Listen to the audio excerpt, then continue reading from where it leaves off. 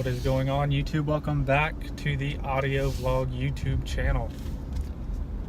Today we are actually going to talk about stereos. More specifically, should you consider changing out your head unit? Others may call it a receiver. I call them head units. So here's what my opinion is on that. Alright, so you have your stock head unit and you have your aftermarket head unit. Now each comes with their own set of pros and cons. The pros of keeping your stock head unit for your newer cars, most of them, if you look them up, they are built in to your dash, and they usually have stuff connected to them, like some of your accessories, some of your heating and cooling features of your vehicle are stored on your radio head unit. It's not terrible. There are ways around it.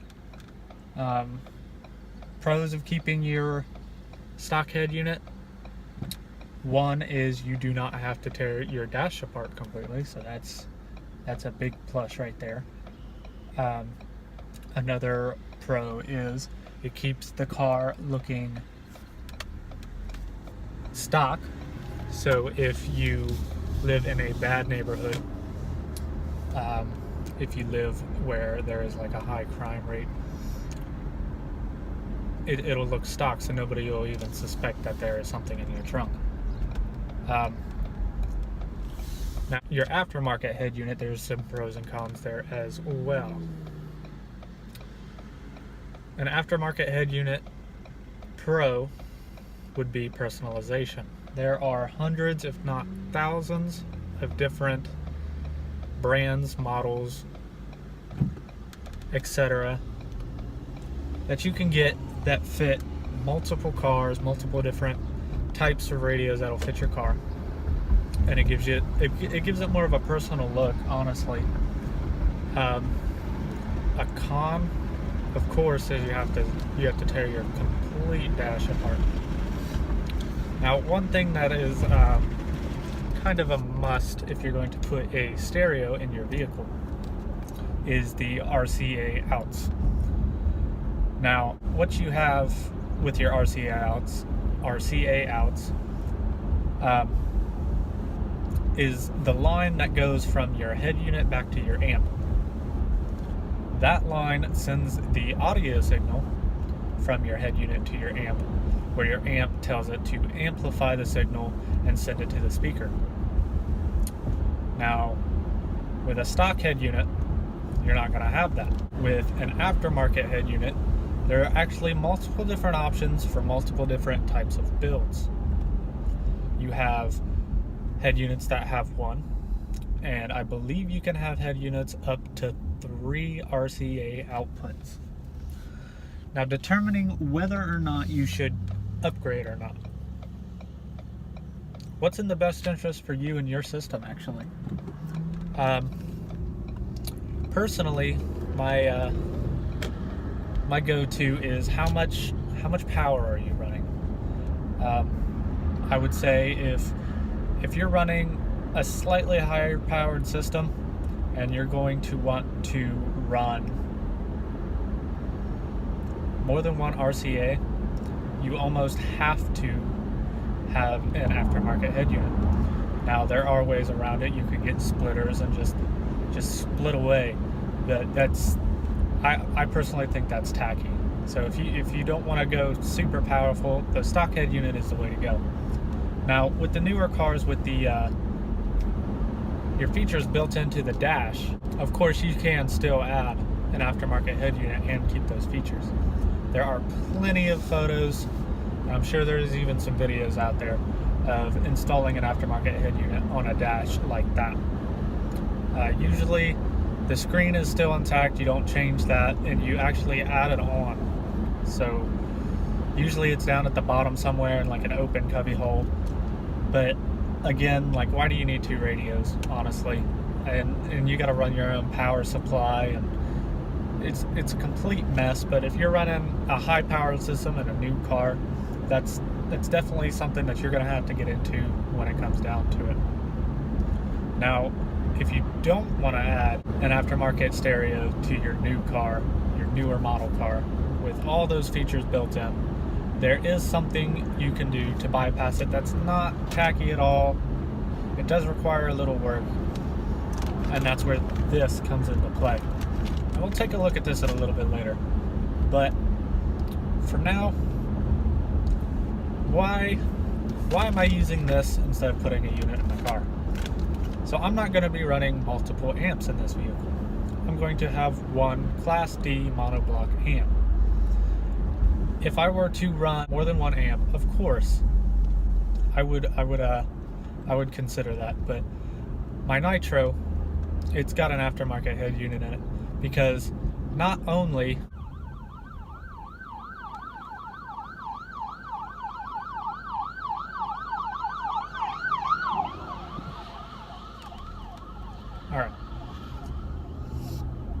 Not only do I have my bass amp back there, but I do also have a mid-high amp.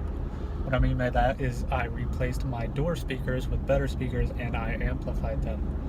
That is why I installed an aftermarket head unit, and that is because my bass has so much power going to it that if I were not to do that, you wouldn't be able to hear any of the music. It would just drown out with bass. So as soon as the bass would hit, you would hear no music, no treble whatsoever. So that's what it's set up to do. Now, with this vehicle, of course, I'm not going to be going through all that, because this car has come stock with 12 speakers, and I'm not up to changing 12 speakers. Plus, this is my family car. My Nitro is kind of my fun car at this point, so I like it the way it is. Hopefully later in this video I can actually show you the Nitro and the way it sounds right now with what I've got into it.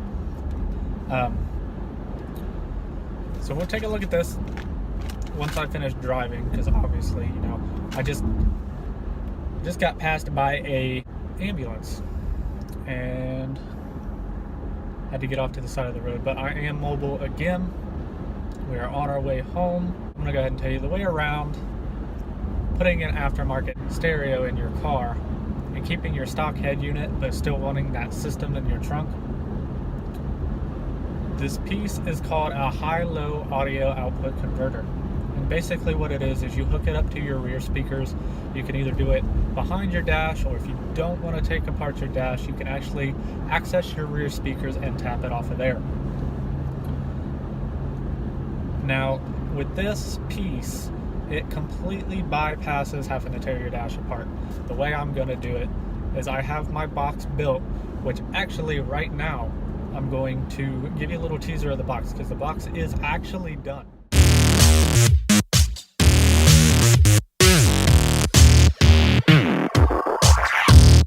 So thanks to my dear old Uncle Ted, who has built and wired most of the electrical in my Nitro. He has built the box that is in my Nitro that I hope I get to show you later today. All props go to him, because he is the mastermind behind the building, and I'm more of like the technical aspects of building, as far as sizing the box to what it needs to be to output what I want the box to sound like, the speaker system to sound like. What my idea was, my sub is yellow, or like a goldish color. My amp is black and silver. What I'm going to do is I'm going to paint the box black. My uncle is going to paint the box black, actually. He's doing it for me. It's already done. And what we're going to do is we're going to buy a tub, not a tub, but a pint of yellow paint. We're just going to splatter it away. So it's going to be a black box with splatter paint. So here we have it, guys. Our line output converter. You can see the RCA jacks on this side and the speaker wire and amp turn on this side. Now these are color coded. Mine specifically, you have your two gray wires meant for your right front positive and your right front negative. So these connect directly to your speaker wires. The next two are your white. Your white with a black line and your solid white wire. These connect to your left front positive and your left front negative. Also connecting straight to the speaker wire. Your yellow is your 12-volt constant. Has to constantly stay plugged in for this to have power. Your black is your standard ground. Connects to any part on the frame or subframe that is metal, because what comes in must go out. And now your blue wire is your turn on. What we'll probably do is hook this straight up to the amp turn on in the amp, and when the voltage is received from the speaker wire, it will kick the amp on. So that'll be it. That's how you connect this. You just hook all those parts up and you take your RCAs and you plug them in to your left and your right, as it says right there on top. If you can see that, I don't know if the camera's picking it up or not. Connect it to your left and your right, and the same on the other side, your left and your right on the amp. And this will be hooked up and ready to go. Now if you want to look these up for yourself, this right here is all you have to look up. Right there. 2-channel high to low converter with built-in 12-volt remote turn on. That's all you got to look up right there. And you'll get an array of choices similar to this, but like I said, do your research, because if you don't do your research and you buy faulty equipment, you could have problems later on. It could be sooner rather than later, but hopefully never. All right, so that's it for showing you that.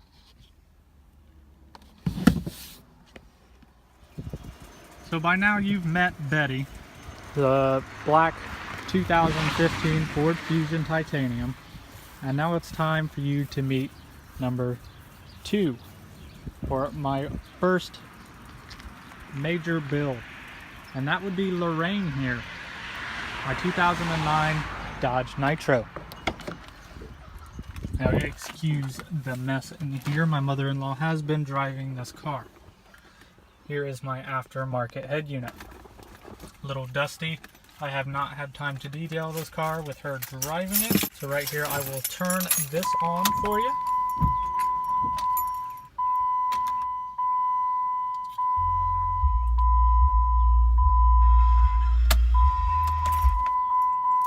And I'll show you right now, actually, why I decided to put an aftermarket head unit in this car. Because it will be a lot different than what is going in Betty. Now I don't want to open my hatch because this car is facing the road at the moment.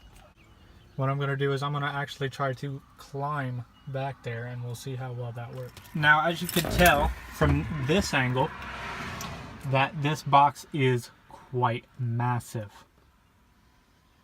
Alright, I got 2 American base XFL 1222s in here. Let's see if I can get a good shot. I don't believe I can. So here's speaker number 1. Speaker number 2. And 1 giant 8-inch port. Now looking in this box here, it's split down the middle, so the chambers are separate, so that the air that this one pushes does not affect this one as much as if I were to leave it flat. Now that's all I'm going to be able to show you today of this build. Of course, there is more to it. There are amps, then they're actually underneath the box. Now of course I will go in depth with this build on the wiring, because it does take a lot of wiring. I had to upgrade the battery, the connections from the alternator to the battery, and also the alternator. So yeah, out of this car I go. So if you like what I'm doing, punch that like button. if you are new here, if you are just joining us at this stage in the modding process of the 2015 Ford Fusion Titanium, and you want to stick around, I do invite you to subscribe and click that bell button to join the notification squad so that you know when I post and when I upload. You can also find me on Instagram under audio vlog. I will put the name right there at the bottom of the screen so that you know what to look up. You can follow me on there. Usually I post there when I post a new video before I turn it on to the public. There's a lot coming up next. Be sure to stay tuned if you would like to, and I'll catch you in the next video.